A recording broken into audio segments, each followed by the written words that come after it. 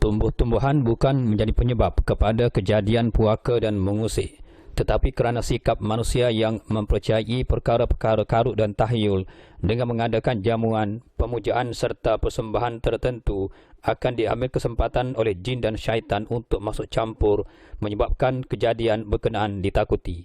Dalam usaha untuk mengelakkan dari diganggu oleh penunggu kawasan terbabit, maka jamuanlah sebagai persembahannya. Amalan khurafat yang dimula dan diamalkan oleh masyarakat zaman dahulu tidak boleh dijadikan contoh kerana mereka takut hanya kepada makhluk semata-mata. Dalam hal ini, kisah sebatang pohon sena yang dikatakan berpenunggu dan masih kekal sehingga hari ini di kampung Kubang Sepat, Pasir Mas, Kelantan dikatakan tidak berhasil untuk ditebang, malah individu yang melakukannya pasti mendapat padah. Dengan itu syaitan dan jin yang memainkan peranan akhirnya didewakan.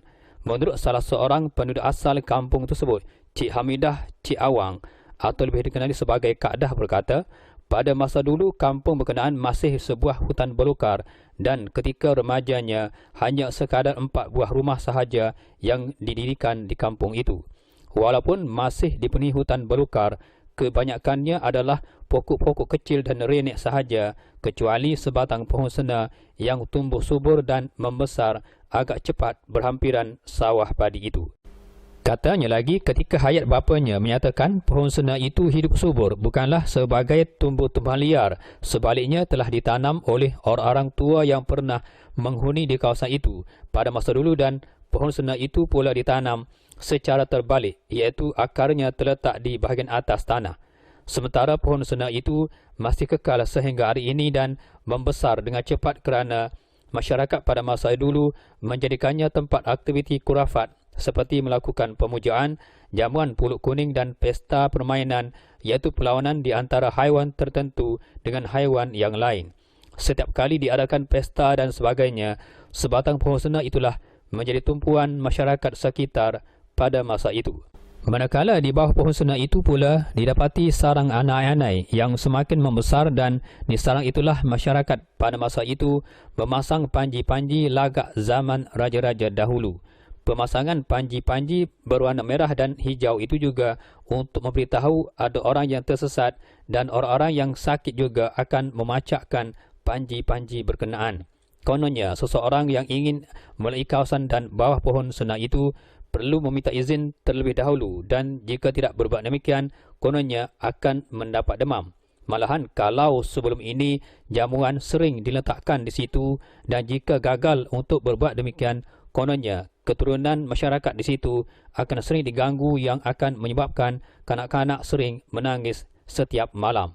Sambungnya lagi, disebabkan sering meletakkan jamuan, menyebabkan pohon yang tidak bersalah dan tidak mempunyai sebarang kuasa akhirnya dijelmakan jin dan syaitan untuk menyesatkan manusia dari jalan lurus apabila sejak itu pohon sena berkenaan akan menjelmakan makhluk penunggu dan hal itu sering dilihat oleh segelintir penduduk asal dari kampungnya. Ada yang menyatakan jelmaan Tok Kopiah Merah. Menurut ceritanya, ketika hayat Pak Cumat yang meninggal pada tahun 2007, kerap kali melalui di bawah pohon sena itu sering terdengar suara memanggil-manggil namanya berulang kali. Malahan sering terjadi apabila orang luar menjejakkan kaki di kawasan itu sebagai jalan singkat dan tidak akan dapat keluar dari tempat terbabit walaupun berasa agak jauh berjalan, sebaliknya hanya berpusing di kawasan yang sama beberapa kali. Kadang-kadang apabila sampai di rumah, mangsa terbabit akan mengalami demam tanpa disangka-sangka, kononnya diganggu penunggu ketika melalui kawasan pohon sena itu. Sedangkan bagi masyarakat di kampung itu tidak pernah diganggu sedemikian rupa kerana terdapat dakwaan warga emas di kampung terbabit menyatakan penunggu di situ telah dapat mengecam keturunan yang ada di kampung berkenaan. Tambahnya, pada tahun 1915, iaitu pada masa hayat atuknya yang meninggal tahun 1994, usia atuknya pada ketika itu dalam belasan tahun.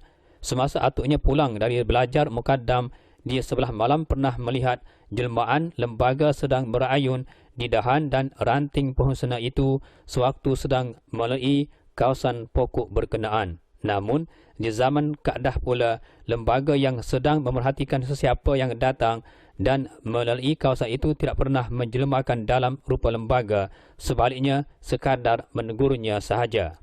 Sejak diketahui bahawa pohon sena itu dikatakan mengusik dan berpuaka, menyebabkan orang ramai mula fobia dan bimbang jika mereka pula yang akan menjadi mangsa gangguan, walaupun telah ada jaminan penduduk dari kampung berkenaan tidak akan diganggu kerana makhluk tersebut mengenali setiap wajah penduduk kampung itu. Walau bagaimanapun, mereka tetap berhati-hati dan tidak lagi menjadikan kawasan pohon sena itu sebagai laluan kerana bimbang, disampuk atau diganggu. Ketika keadaan sedang meningkat remaja, hanya terdapat 4 buah rumah sahaja berbanding sekarang yang telah meningkat dan keadaan persekitarannya didapati sudah membangun di samping banyak kawasan telah dibuka untuk dibina penempatan. Kesan dari penumpukan tanah dan banyaknya rumah dibina di kawasan berkenaan menyebabkan pesta permainan, pemujaan dan jamuan pulut kuning untuk penunggu pohon sena itu telah ditinggalkan setelah kesedaran Islam semakin meningkat dan golongan terdahulu telah kembali menghadap ilahi. Makhluk yang masih mendiami di pohon sena itu tidak lagi dipedulikan. Menurut kaedah, disebabkan masyarakat hari ini telah berilmu dan tidak lagi menganggap makhluk halus di pohon sena itu hebat dan berkuasa, menyebabkan tiada lagi diberikan jamuan dan sebagainya. Malahan disebabkan tiada lagi kepercayaan karut oleh masyarakat kampung itu pada hari ini menjadikan jin yang menghuni di pohon sena itu semakin geram dengan sikap dan perubahan manusia. Walaupun pada masa dulu makhluk berkenaan sering menjelmakan dirinya untuk menunjukkan kuasa, kehebatan dan menakutkan penduduk kampung, namun hari ini hal itu tidak lagi wujud. Cuma sekali sekala sahaja makhluk berkenaan hadir dalam mimpi sesetengah dari kalangan penduduk di kampung terbabit yang terdiri daripada golongan yang lemah semangat. Katanya, makhluk halus yang dikatakan sering hadir dalam mimpi beberapa orang penduduk terbabit berupa seekor beruang agak besar berwarna hitam. Makhluk itu dikatakan berjalan dengan 2 kaki sahaja. Namun apabila ditanya adakah beruang jelmaan itu berpijak ke bumi, beliau menjelaskan tidak pasti sebab dirinya sendiri belum pernah mengalami mimpi seumpama itu. Walau bagaimanapun, dari desas-desus orang-orang tua menyatakan makhluk jelmaan haiwan itu dikatakan hantu raya. Apabila makhluk berkenaan tidak lagi dipedulikan, apatah lagi dengan perkembangan Islam di kampung berkenaan semakin pesat, menyebabkan makhluk berkenaan seperti tersisih dan terpaksa mengalah. Hasilnya, kini pohon sena itu adalah sekadar tumbuh-tumbuhan makhluk Allah sahaja dan gangguan yang didominasi oleh makhluk gaib itu tidak lagi wujud. Justru betapa hebatnya manusia jika manusia mempunyai kesedaran dalam diri masing-masing ternyata boleh mengalahkan makhluk yang didakwa hebat dan berkuasa, sedangkan Allah SWT lagi berkuasa bukannya makhluk berdarjat rendah itu.